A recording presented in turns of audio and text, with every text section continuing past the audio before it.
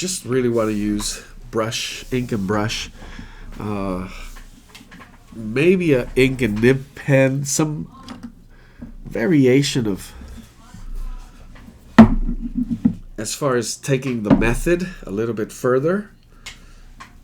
What kind of drawing method? I'm going to do maybe a few pencil marks early on. You can go straight in with ink. Love the feel of what charcoal has been doing so far. So a little variation away from that. Just a good tip would be, well, if it's going well with charcoal, why switch? Just presenting different options. So I have several pens here. I have a fountain pen with water-soluble ink. That's a choice. Washes.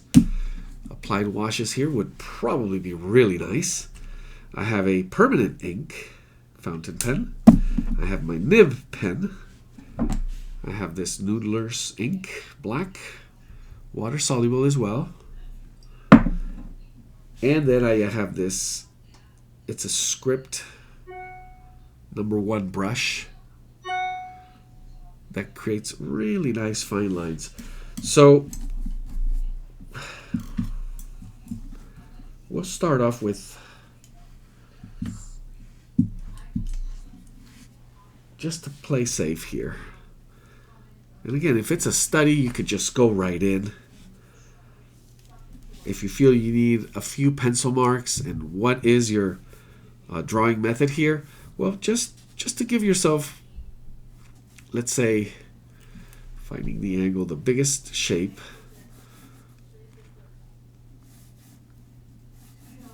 So starting with straight line. Straight line study. Very, very basic. Just finding the angles.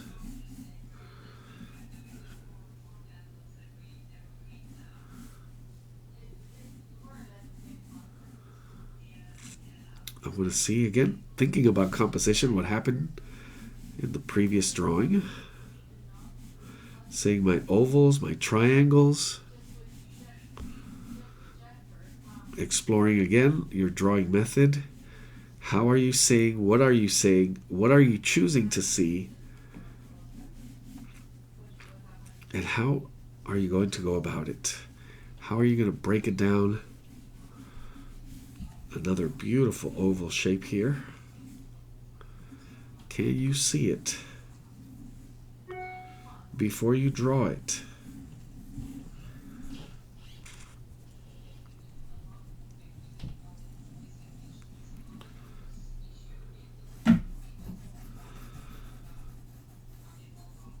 So composition, I just want to make it a little bit bigger. It seemed like a more vertical, and it does, but it's reaching the edges here and here, a little bit close. Checking a little bit of negative space where I need to. A lot of emphasis is going to be here in these smaller shapes. The pattern, the edges of the feathers, the angle and the axis of the overall, meaning this way. If you see your composition, is this the angle of it? So bring this down a little bit.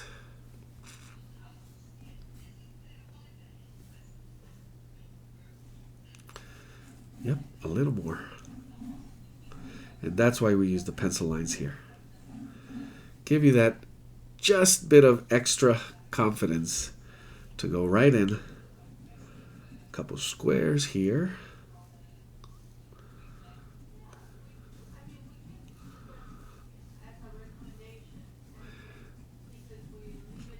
And smaller shapes now beginning to get a little more complex. I would do something else, which is really just looking at the overall color setups here. You have squinting, I could see shifts, and mapping out just a few breaks. Just a few breaks of where I have some of those shift in lighter, darker saturations. I'm going to be doing with ink. to plan out some of those marks. And as well, right in here. So going beyond the shape a little bit, seeing shapes inside the shape. And it's mostly through light or darker.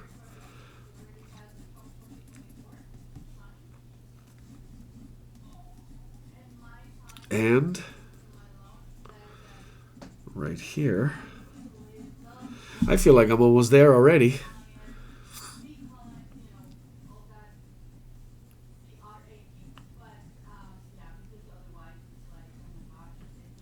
There we are.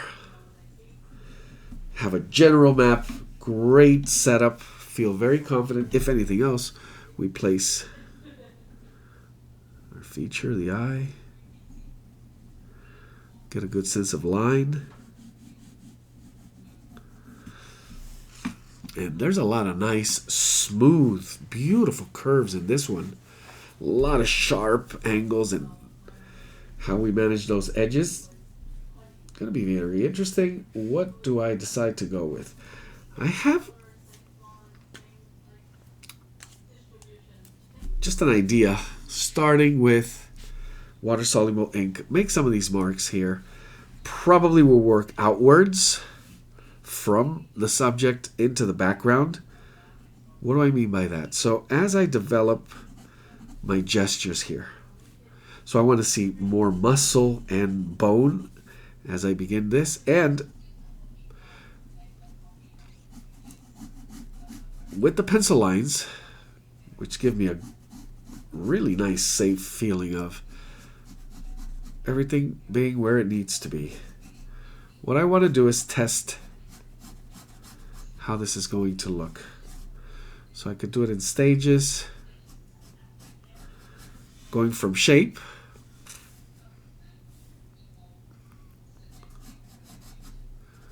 I'm just going to do a few here. So this is all, when you would say, how would you describe the method he's using here? A little bit of negative space. I'm looking at simplified shapes, still at a basic stage, but mostly a combination of that, just the contour and looking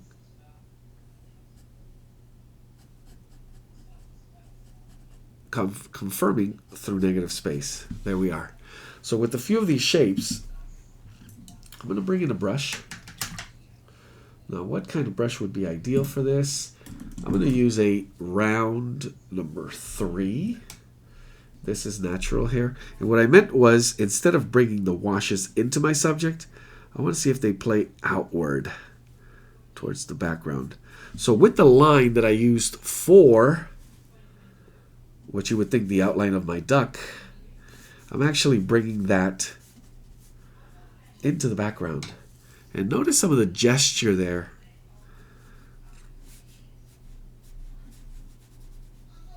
What's going to be interesting here is the switch, the shift from some of this ink wash when it's supposed to go inwards, like here. So there's the shift.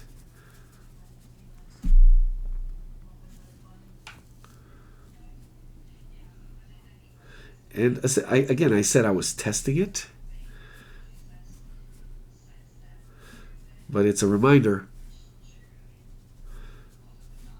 how you develop the technique. What kind of line were you working, planning? How far do I need to take this drawing into more of a painterly watercolor look? I want to be careful with that. I don't want to make it too painterly. So I do love this look here. It's working. But I'm going to use both pens, the water-soluble, and for some other lines, I want to use my regular. It's kind of like a nib pen. Works the same way, but it's just a fountain pen, refillable.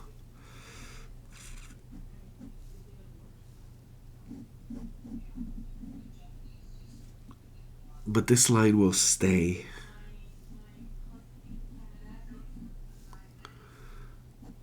And it will allow me to play with, notice these nice, beautiful, sharp curves.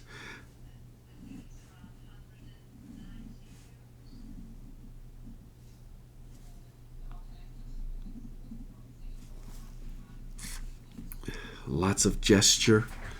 Don't want to stay away from it. Want to play with more of a sketch.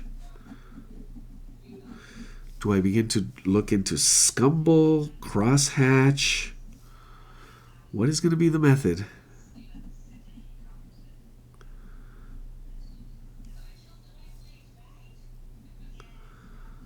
Here, a really nice wash would play well.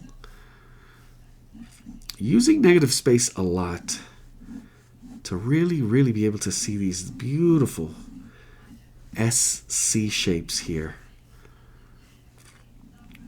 These nice, they're elongated kind of curves, just getting a little bit away from that egg shape into this nice, it's just bird neck, bird muscle. We all know what that kind of feels like, looks like.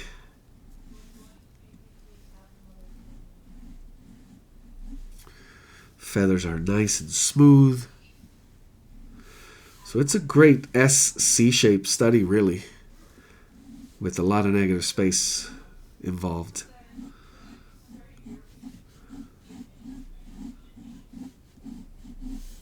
And it's going to allow me to focus on the gestures.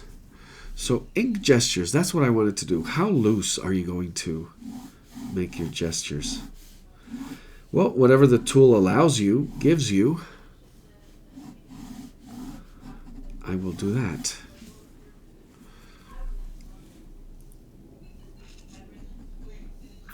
Not going into detail, still simplifying the shapes, the overall shapes.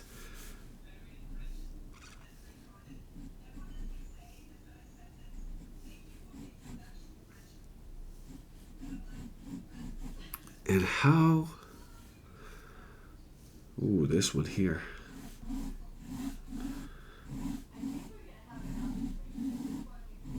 There we are. Going back to negative space, corroborating.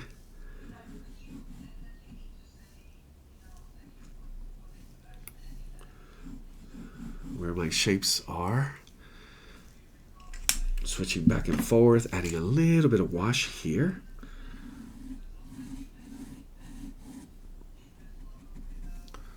And also here.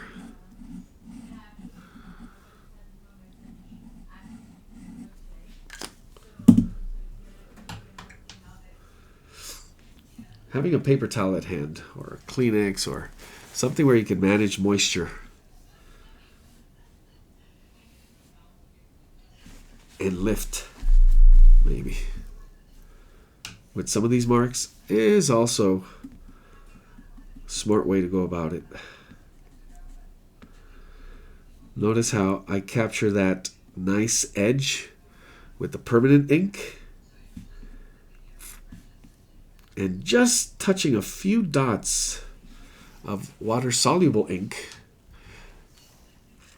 I have just enough information releasing into the wash here as my shadows. And it could do the job pretty well. So we have it here. I think I added it here and right in here. And now it's a matter of how do I bring that gesture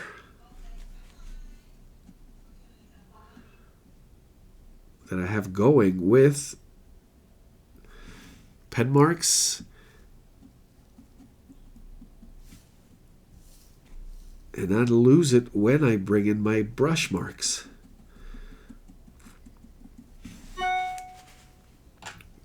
So I was talking about the overall look of light, dark spaces in this image. I was talking about here, green being a little lighter than, for example, this neck area where we have a nice little bit of white in there. So it's a little bit of that, a little bit of back and forth, back and forth. Nice sharp edges here that maybe allow me to play with a little bit of background in terms of pulling some of that wash and have it blend.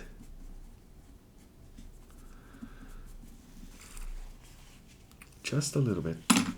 Beautiful lines. And we shall continue with the permanent ink. A little more gestural now.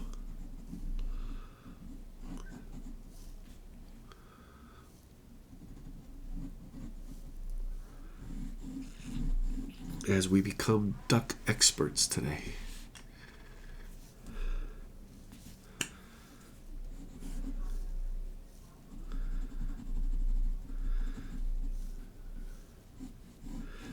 Be careful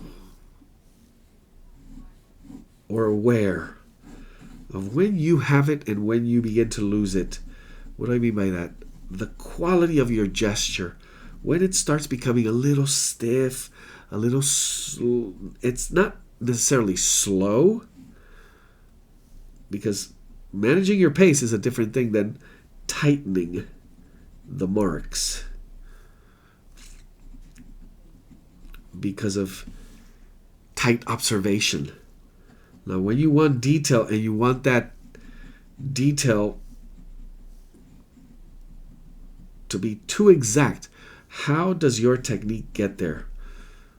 You know that this was just washed on, but it serves as, look at that, it reads as feather. So how much further did I need to go with mark making and making those marks tight while having the option to be precise with very loose marks that are tied to better observation? It's because you're seeing it, and beyond seeing it, feeling it better. With looseness, there's a little bit of that carefree,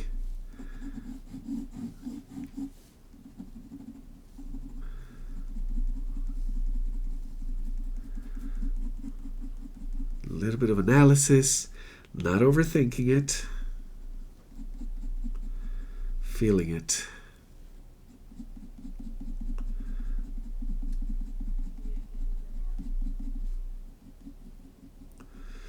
Now, you don't want to do what I'm doing here, where you're reworking some ink lines over wet areas.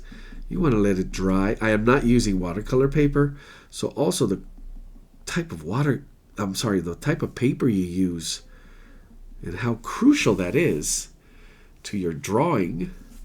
I should have done that.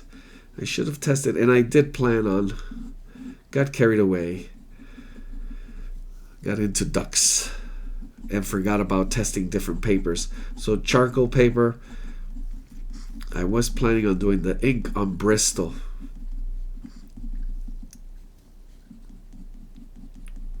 And then again, something like this would work really well like on a hot press watercolor paper. This, what I'm using right here, right now, it's just regular sketching paper, 70 pound.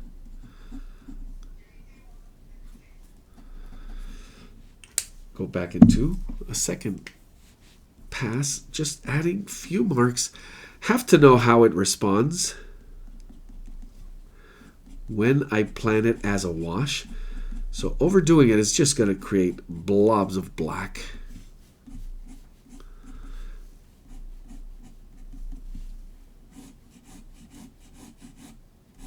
I want some of the line to stay preserved, but I don't want it to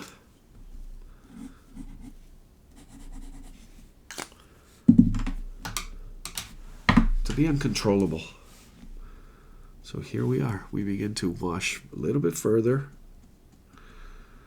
That looks nice. This area here, I had some permanent ink marks laid down first.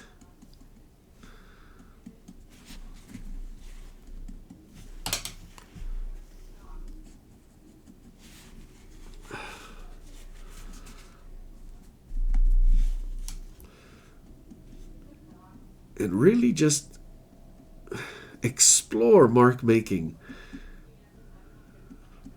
Remember, I was working with fountain pens and then the switch to brush.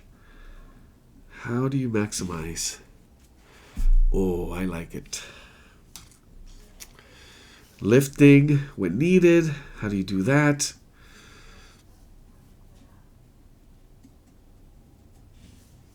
And really just finding a way to make yourself go, wow, yes, that right there. How did that happen? How did I think about that? How did I plan it? And how did I make it all come together? And be wowed by it when it happens. Allow yourself to be surprised. Starting to use some of the mark making of the actual brush, tapping it with leftover water-soluble ink to hint at some of this overlapping feathery body. That's working really well. Was not expecting the quality of the read of the light, the way it's working with contrast. And let's get into the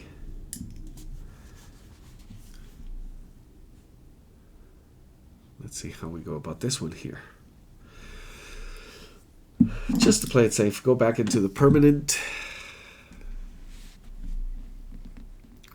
Finish up some of these, let's call them structural lines. The outline, the major shape, which is broken into smaller, but does have that definition. Just a few markings for edges. Very, very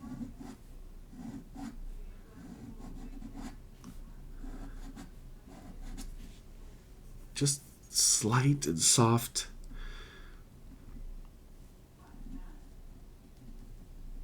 Not having to push to extremes. Saying more with less. A lot of it, I'm doing blind drawing, by the way, right now. 100%. Just following as I see the line.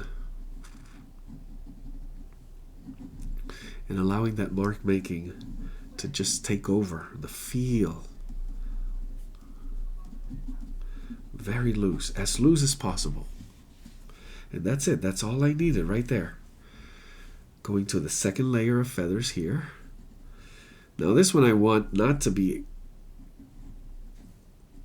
There's going to be a nice contrast coming through the wing that's right behind it.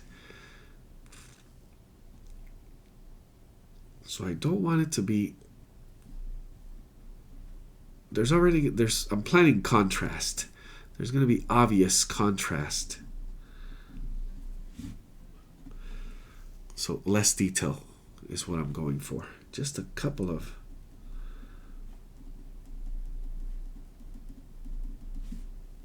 dots, really, to create a little marker, a little bit of difference. And then we have the back wing here. Again, blind drawing, just a general shape. Got some nice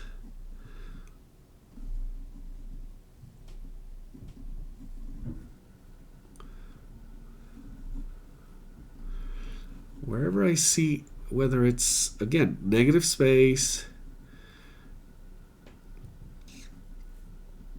In this case, I'm looking at both negative space, line, but also value, the contrast of the values that are going to come through here. I want them to be subtle. And that's going to have to happen right here. So as I add some of these markings, be able to control the translucency of some of these, going into lighter, and then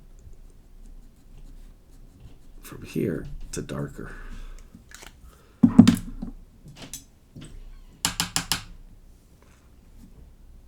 And here we go. It becomes mostly brushwork.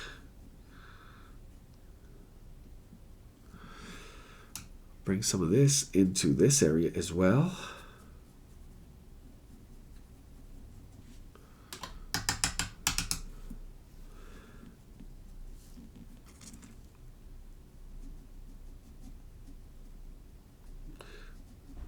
Remembering some of my own markers where we have a little shift in light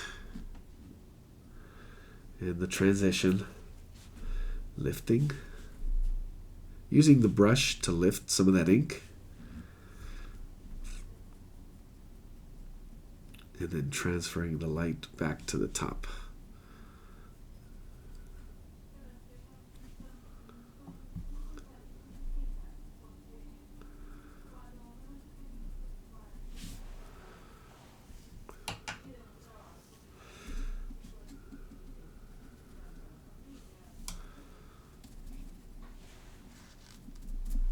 Lots of gesture play.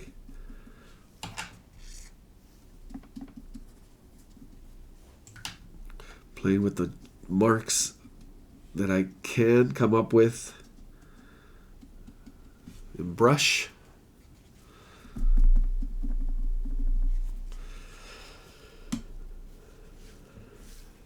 And now I'm going to go into water-soluble ink, looking at the background, just a few, hinting at that takeoff. A little bit of that water reflection.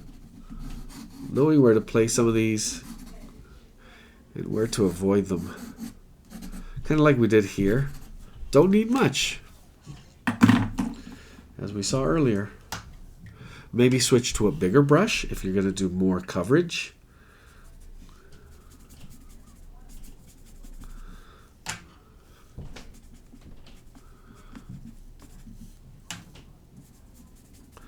Very abstract, very generalized.